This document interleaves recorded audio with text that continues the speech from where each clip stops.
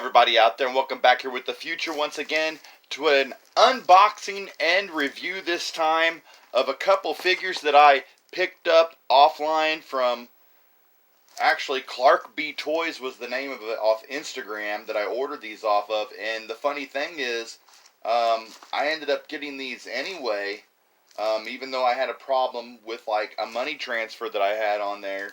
And I am so glad that I actually was able to pick these up still. And a big ups to Clark B Toys for sending these to me. And I can't wait to unbox this, because if these are what I think they are, then I'm real excited to see these firsthand, because they're two figures that not only am I into the collection big time, but that I really have wanted from this line. So yeah. Everybody out there, I hope you enjoy taking a look at this unboxing and review from Clark B Toys here. Here's the box. I'm actually going to bust this open, and then we'll get into checking out the two figures that I picked up. Let's check it out, guys. Okay, so these are exactly what I thought they were, and I'm so glad, because right here you can obviously see that these are LJN WWF Wrestling Superstars 8-inch action figures by LJN. They ran from 1984 up to 1989, and then Hasbro took over in 1990. This is the Roddy Piper figure that my friend Thaddeus hooked me up with and gifted me. This is actually a Series 1 LJN Wrestling Superstars figure. 1984 is the date, as you can see there on the tights. And one thing I learned from the history of LJN Wrestling Superstars figures that the Major Wrestling Figure Podcast did, they show these numbers on the back that are very unique. So a lot of them have different numbers, and there are different variations too that are just slight variations. And this Roddy Piper, I noticed, is the maroon boot with the RP version. There's also a solid red boot version that you can get as well. I did a complete look at my friend's entire WWF LJN Wrestling Superstars collection here a couple months back. He has quite a few of them, and he had the Roddy Piper in there, and I did not know at the time to check the boots, but now I do. And this Piper actually was a lot more dinged up and scuffed up. Obviously the paint you're not going to be able to fix, but I did remove a lot of the black scuffs. You go back in that last video I showed him, you can see he had a big black scuff here, up on his shoulder. His tights had black all over them, and I was able to get it all off. So he looks damn good, and I liked the hot rod, although it's not perfect on there. It's still on the chest, and I'd like to get maybe a kilt offline for him too. You can see these figures, if you played with them, you're going to lose paint, and that's all they are. You know, they're just rubber figures molded into a, non-articulated pose, much like the WCW Caloobs were later, and then the San Francisco Toy Makers WCW were just a solid mold, and then made into a rubber figure. So a lot of people would compare these to like dog toys and stuff, whatnot. If you watch the newest Toys That Made Us, the season 3 on the wrestling figures, actually these were meant to be the 2-up. They were actually going to originally size these down. Any figure, Hasbro, whatnot, they always have a 2-up where the detail is made so you can detail and then size them down. And they were actually going to be a 4-inch Bendy's line, which they, sooner or later made. But the customers from the stores all loved the 8-inch, prototype 2-ups that they presented. And so they decided to just go with an 8-inch line and make them, non-articulated. They couldn't, fit the bendy mechanism into an 8-inch figure, but they decided that the poses would become the big factor. And that's a really cool spot, you know. And like I said, since they are big and rubber, you know, they talked about on there how some viewed them as giant rubber dog toys or whatnot, or you could actually run these over. I've actually seen a video online where somebody ran this over with a truck and it just stayed intact. So they're basically indestructible. And this is the Bruno Sammartino from 1986, a Series 3 figure. He's really cool because he's one of my favorites of all time. Probably one of the greatest wrestlers, top wrestlers that ever lived. He actually passed away a few years back. But nonetheless, what a great figure this Bruno is. My friend Thaddeus also picked this up for me. The likeness on the face is great on this one. Much better than that likeness on the Piper face, in my opinion. He's kind of got this funny grin. And this Bruno's in much, you know, better shape as far as paint missing and scuffs and whatnot. Like, they didn't use them as much. Although there's a little scuff there on the boot. You can see underneath him he was obviously, you know, fully flesh color. So if you lose any of the hair or the tights or the boot paint, it's just going to be flesh color underneath. That's how the WCW Gloobs were too. But in my opinion, these are just iconic. The first wrestling figures that I remember as a kid seeing in stores and whatnot. Although my dad didn't like the huge bulkiness of them and the, you know, just kind of hard to play with at 8 inches, he always thought, for a kid. And I didn't really get into collecting full time until the Hasbros hit, because those were really cool. And my dad, you know, could see the coolness factor in those, you know, being able to move and the articulation and being a smaller figure. Even the WCW Gloobs I liked more than the, you know, bigger LJNs. But now as an adult collector, you know, I really appreciate these. And I'm trying to collect as many as I can. I mean, they don't come very cheap. Some of them do, some of them don't. But the two I picked up here, actually, they were only asking like $18 for the both of these, which were a steal. So the first guy I'm going to show off is none other than Captain Lou Albano. And I found out on the Major Wrestling Figure podcast, History of the LJNs, Wrestling Superstars, that there is a red and a white version, and this is the red version. I'm glad that I got the more accurate, you know, Albano shirt with the red there, and it's awesome that that's one of the things I love about this figure. Not only do I love Captain Lou Albano, but I love that they, you know, gave him his, you know, shirt there underneath. You know, the blue jean colored vest. And you can see right there on the back, he was made in 1986 as well. Titan Sports Incorporated, 1986. And he has a B on the back. I don't know how well that's actually focusing in. There we go. Titan Sports Incorporated, 1986. He could use a little bit of you know, clean up here like I did with Bruno and them. But nonetheless, he's looking pretty damn good. Like I said, I could probably get that blue off his shoe down there. Let's see if I can just, for an example, get any of that blue off. You see the blue on his shoe down there? See if I can get any of that start coming off. But yeah, with a little work, usually, you can at least fade this out, get this black off.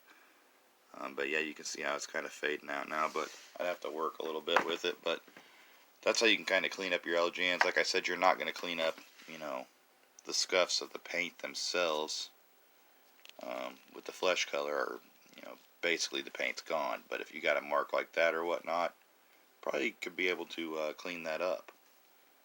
Actually, right before this started, he had a big scuff here that I cleaned off to make him more presentable, especially in the face. And I love he's got the goatee. I love his pose with the one finger in the air. Captain Lou Albano, up to like 1969, he was actually a wrestler, and then became an iconic, you know, brash, colorful manager. And you can see he had piercings on his face, and you can see the piercing, they actually went all out and he has a good likeness here for Captain Lou Albano. Anybody knows the Super Mario Brothers Super Show? Back in the day too, he actually played Super Mario on that. So he was Mario in the Super Mario Brothers Super Show, one of my favorite animated series of all time. But they would have live action parts in there with Mario and Luigi, and he was Mario. So that's another reason that, I'm a fan of Captain Lou Albano, who passed away, sadly, in 2009. But look how bulky he was. He was a bigger gentleman, so they gave him the little gut there, and he's bigger on the lips. And you can see in a size comparison here next to, like, Rowdy Piper, the height difference was even there.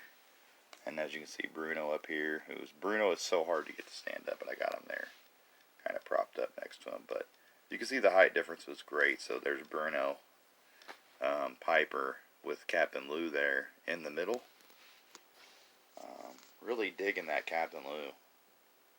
These guys are great. The more I get, the more I just, really appreciate these guys. And last but not least, the other figure that I got to update the LJN WWF Wrestling Superstars 8-inch action figure collection. None other than Mean Gene Okerlund, the great WWF announcer. You'd always see him backstage doing announcing jobs. Always, the main man for Hulk Hogan. Hulk Hogan loved having him announce him. Actually, they started out in the AWA. Then he came to the WWF, and then they followed each other to WCW. And you can see that there is actually a variant of Mean Gene Okerlund too that I learned on that history of the LJN Superstars that I've been talking about. One has the WWF logo, and one doesn't. And this mic here, if I can get a good focus, let's see here, does not have the logo. The two, I got to pick from two different figures of each of these, and I tried to pick the ones that had the best colored. Like his hand was like totally, gray, I think it was. Like you could see the hand was like gray underneath.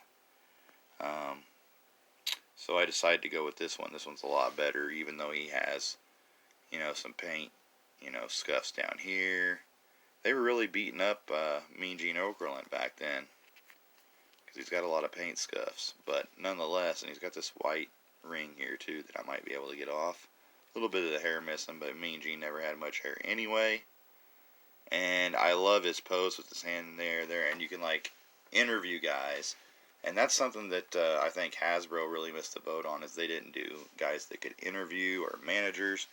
And look here, you can have Mean Gene here interviewing Rowdy Piper there, saying, I don't know. I just don't know about Rowdy Piper.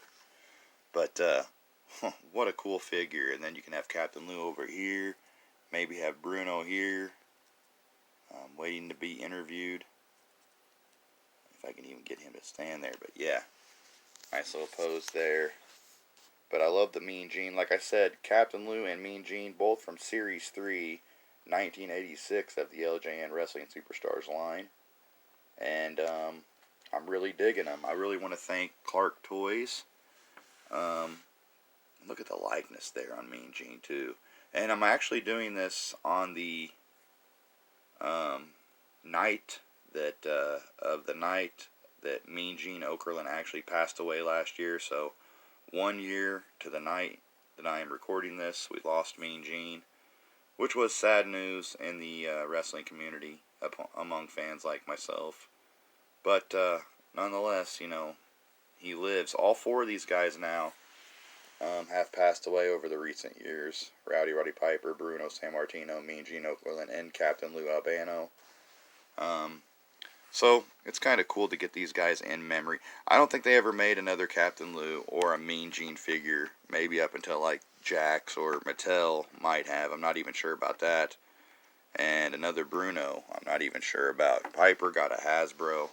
But none of these other guys did. So, like I said, Hasbro didn't do managers or announcers or anything like that. But what cool figures. And let's see what he looks like interviewing Bruno here. We can even have him interviewing Captain Lou for that matter. So we got Bruno here. And we got the mic up here. So they're all about the height too. That they made the mic about to the height where everybody can be, you know, kind of interviewed like. Look like they're getting interviewed here. So we got Bruno getting interviewed here. And then you can bring in, I don't know about Captain Louis, he's a little shorter. But you could still kind of like make the illusion that he's getting in the shot, especially interviewed, if you just put him a little bit back there. But that's pretty cool. So really glad to get these guys. I think Piper's the best one to stand there with him, interview him, because he stands straight up. So to finish the vid out, we'll do that. And yeah, I really hope everybody enjoyed this unboxing and review, courtesy of Clark B Toys. Check them out on Instagram. And yeah, guys, I appreciate everybody who has tuned in lately and subscribed, dropped any comments, left any feedback, given me any likes. I really appreciate all the support and all the feedback here on my channel, guys. And I have a lot of reviews coming up, of retro reviews and whatnot. The next video that I'm going to be getting into, just to say right now, is going to be some items that I picked up on clearance after Christmas, and I think I'm going to just bundle all that together in one big clearance aisle review there. Although they all deserve like standalone reviews, I think it'll be cool to do the items that I picked up for clearance after Christmas. So yeah, check your clearance aisles, because there's a lot of cool stuff out there.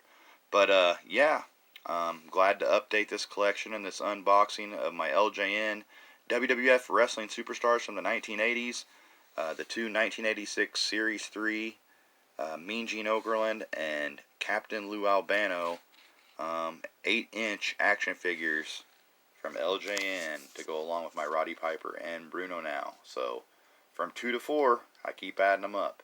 So to everybody out there, thanks for watching. Do all that I mentioned. Subscribe, rate, drop a comment if you have any comments about the LJN Superstars here. And until next time, guys, I appreciate the watch. As always, keep collecting out there. And as always, peace out.